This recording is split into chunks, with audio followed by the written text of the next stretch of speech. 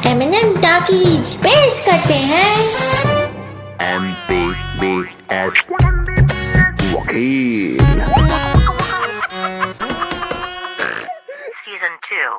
दे चार दे छोटू चाय दे। दुनिया वाले यूं ही उधर की चाय पी जाते हैं, क्यों चाय दूं? अरे लपेट के लपड़ियों मारूंगा, राइमिंग टूट जाएगी। मौके चाय दे, समझे बे? जी भैया दे रहे हैं। का है बे? का बना दियो बवासीरी?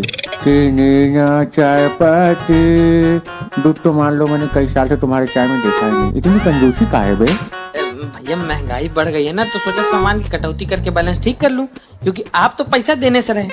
अबे बचत करने के और भी उपाय होते हैं, जैसे हमारे फूफा जी करते थे। अब तुमको पता है, एक बार उनको बहुत तेज की प्यास लगी थी, तो पानी की बोतल कौन खरीदे भैया? तो बीच चौराहे पे खड़ा होके आग आग आग ऐसा चिल्ला, मोहल्ले के लोग मार पानी फेंके। चुपचाप पानी पियो, निकल लिए वो। हम होते तो जिंदा ही फूंक देते। क्या बोल रहे हो? भैया मेरा मतलब है। हाँ वो तो है बेटा, और कई बार ना तुम जैसे लोगों की जुबान भी फूंक दी जाती। वकील अब अगर बेटा बीच में बोले ना, तो जीभ खींच के शुद्ध 2 चम्मच तेजाब टपका देंगे। बस 2 चम्मच भैया, क्या है? अबे पूरी बोतल दारू की बोतल से ज्यादा महंगी आती है ना बेटा, और हम ठहरे खंडानी बचत खोर आदमी। तुमको पता है मेरे नाना तो दिवाली पे घर की सफाई करके जो सामान था सब बेच दिए। 400 रुपया मिला उनको। 400 ऐसे क्या बेच दिए? पत्नी को ही कबाड़ी को दे दिए। हद है, पत्नी को क्यों दे दिए? अरे भाई आखिर कितने दिन दूसरे की पत्नी अपने पास रखोगे? हैं, लौटाना तो पड़ेगा ना, और 400 रुपया अलग से मिला। तो साफ साफ बोलिए ना कि आपके नाना ने 400 रुपए के लिए किसी की औरत को किडनैप कर लिया। अबे किडनैप किया ये इम्पोर्टेंट नहीं है, इम्पोर्टेंट ये है कि उन्होंने कम खर्चे में किया, समझे? इतने बचत खोर थे मेरे नाना कि लोगों को थोड़ा थोड़ा नमस्ते करते थे, थोड़ा थोड़ा क्यों करते थे भैया? अब एक बार घर आए मेहमान को पूरा नमस्ते किया था, साला 2.5 महीने तक मेहमान रुक के गया था। लेकिन यार दिल के बड़े साफ आदमी थे यार, तो पता इतने अच्छे आदमी थे बेचारे ना। घर आए मेहमान को कॉफी पिलाते थे, कॉफी वो भी एकदम गाय के शुद्ध दूध से ना? झाग से। हाँ बे, वो जो गाय दुगाली करती ना, गाय भैंस आऊं तो झाग निकलता अगल बगल से ना, उसी से गर्मा गर्म कॉफी पिलाते थे। अब यार इससे ज्यादा खर्चा तो यार हमारे मामा करते ही नहीं है, समझे? क्योंकि खर्चे पे इतना कंट्रोल करते थे मामा हमारे। शादियों में ना जूता चुराई की रस्म में खुद साली बन के पैसा कमा लेते थे। लेकिन यार साली बनते बनते ना एक आदत उनकी खराब हो गई थी यार। कौन सी आदत भैया? यार जब भी पैसा दो यार तो बेलाउन में रख लेते थे। दूसरे के? अपने बदतमीज कहीं से। भैया हम तो इतना बचाते हैं कि पैसा ही नहीं खर्चा करते। क्या ना बेटा, खर्चा करने के लिए ना पैसा का होना भी जरूरी होता है।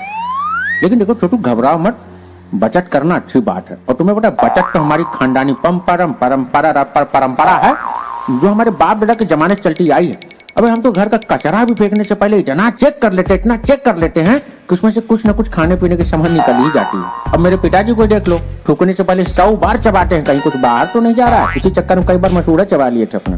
भैया आप लोगों की बचत का तो पता नहीं, लेकिन मैं तो ब्रेकअप के बाद इंतकाम भी दूसरे काम के लिए बचा लेता हूँ। वाह बेटा, तुम्हारे जैसे लोग ही बड़े होकर 1 लोटा पानी में 4 बार हगते हैं। इससे पानी और हैंड वॉश दोनों की बचत हो जाती है, अच्छी बात है। लेकिन बेटा जो असली बचत का फार्मूला होता है ना, वो सिर्फ हमारे मौसा जी जानते थे। मतलब ऐसा बचत करते थे कि अपनी सांसें भी रोक के रख लिए थे।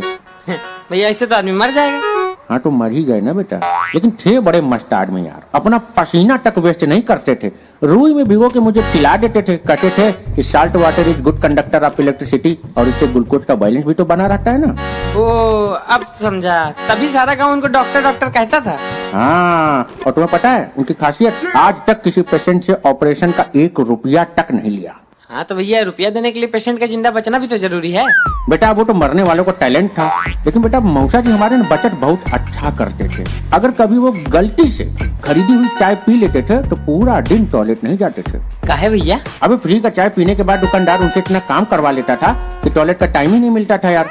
लेकिन यार पैसे अगर दे देते वो, तो यार उनके हार्निया का ऑपरेशन नहीं कराना पड़ता। काश मैं भी ऐसा कुछ कर पाता, लेकिन आपके हर्निया का ऑपरेशन का फीस भी हमें ही भरना होगा। अबे भर देना, अबे पैसा हम चुकाएंगे, हम समझे। अभी कल ही घर का सारा सामान बेच के 10,000 रुपए का फायदा कमाया हूँ। घर का सामान काहे बेचे? अबे जब पड़ोसी 2 महीने से घर आ ही नहीं रहा तो क्या किया जाए, सामान तो खराब हो रहा था ना उसका।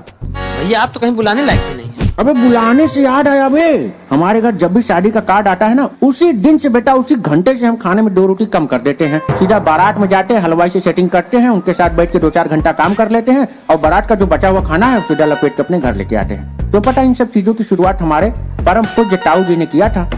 मतलब इतनी इज्जत मैं उनकी करता हूँ तो इनको दूर से ही नमस्ते करता हूँ बेटा। क्यों भैया, दूर से क्यों?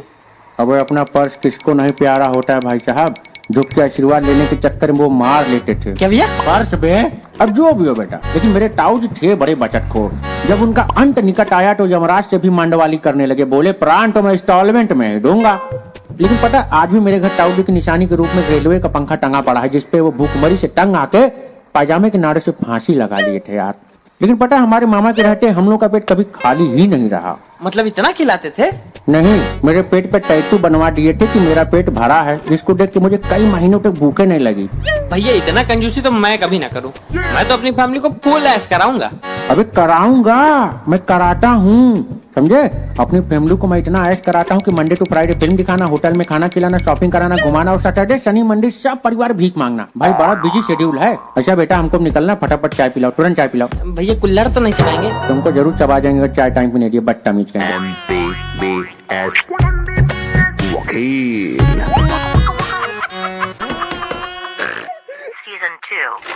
NLN Talkies.